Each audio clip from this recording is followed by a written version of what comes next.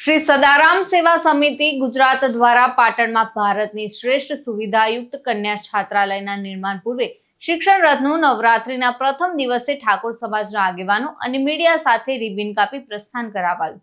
તો આ પ્રસંગે નવધણજી ઠાકોર, મંગાજી ઠાકોર, વિનયસિંહ ઝાલા સહિત અનેક આગેવાનો અને દાતાઓ હાજર રહ્યા. શિક્ષણ રથનું સ્વાગત શ્રી સદારામ બાપુનો ખેસ પહેરાવી કરાયું. તો વિનયસિંહ અને નવધણજીએ ઠાકોર સમાજની દીકરીઓને ગ્રેજ્યુએશન સુધી ભણવા અપીલ કરી અને કન્યા છાત્રાલયમાં 25% અન્ય સમાજની દીકરીઓને પણ પ્રવેશ આપવાની જાહેરાત કરી.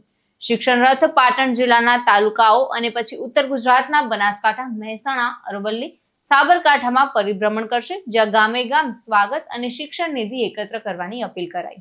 અમારા ક્ષત્રિય ઠાકોર સમાજને જય સદારામ, જય વાળેના. આજે સદારામ સેવા સમિતિ ગુજરાત દ્વારા પાટણની અંદર જે જમીન ખરીદી છે તેની ઉપરથી રથનું પ્રસ્થાન કરી અને પ્રથમ સભા નાયતા ગામે કરવાની છે. સદારામ સેવા સમિતિ ગુજરાતનું અભિયાન છે કે સમગ્ર ઉત્તર ગુજરાતમાં ઠાકોર સમાજની દીકરીઓમાં જે શિક્ષણનો અભાવ છે તે તમામ દીકરીઓને શિક્ષણ મળી રહે, પાટણમાં રહીને અભ્યાસ કરી શકે અને આગામી 10 વર્ષની અંદર આ સમાજ, સમસ્ત સમાજ સમરસ થાય, સમરસ થઈને દીકરીઓને ઉચ્ચ શિક્ષણ આપી અને સમાજની પ્રગતિ થાય એવું અભિયાન હાથ ધરેલું છે.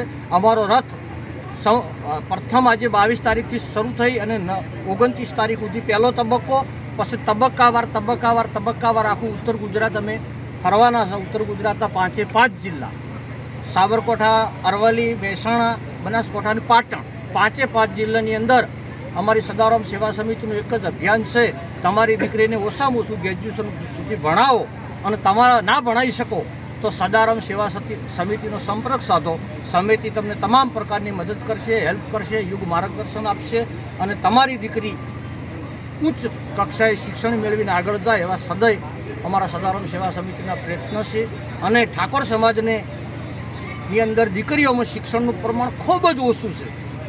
તેની ચિંતા કરીને ભારત દેશમાં ના હોય એવી હાઈટેક લાઇબ્રેરી બનાવી, ભાડાની હોસ્ટેલ બનાવી અને સમગ્ર ઉત્તર ગુજરાતના ક્ષત્રિય સમાજને હું એક આહવાન કરું છું કે 6 નવેમ્બર 2025ના રોજ આ જગ્યા ઉપર ઠાકોર સમાજની દીકરીઓ માટે ભવ્ય હોસ્ટેલનું નિર્માણ કરવાનું છે. તો ભૂમિપૂજનના દિવસે સમસ્ત ઠાકોર સમાજ પધારે અને હોસ્ટેલ એવી બનશે કે ભારત દેશમાં ના હોય એવી બનાવવાની છે. એવો સદારામ સેવા સમિતિ અને સમસ્ત સમાજનો મારો સંકલ્પ છે. સૌને 6 નવેમ્બરે વધારવા માટે મારું હાર્દિક આમંત્રણ છે અને રથ ગામે ગામ ફરવાનો છે. રથ તમારા ગામમાં આવે તો ઉમળકાભેર સ્વાગત કરજો, માતાજી જે અપાવે દોન આપજો અને સમાજમાં જાગૃતિનો સંદેશો ફેલાય એ અભિયાન સાથે આ રથની શરૂઆત કરી છે. સૌને જય સદારામ, જય વાળીનાથ. યશપાલ સ્વામી સાથે ચક્રવાત ન્યૂઝ, પાટણ.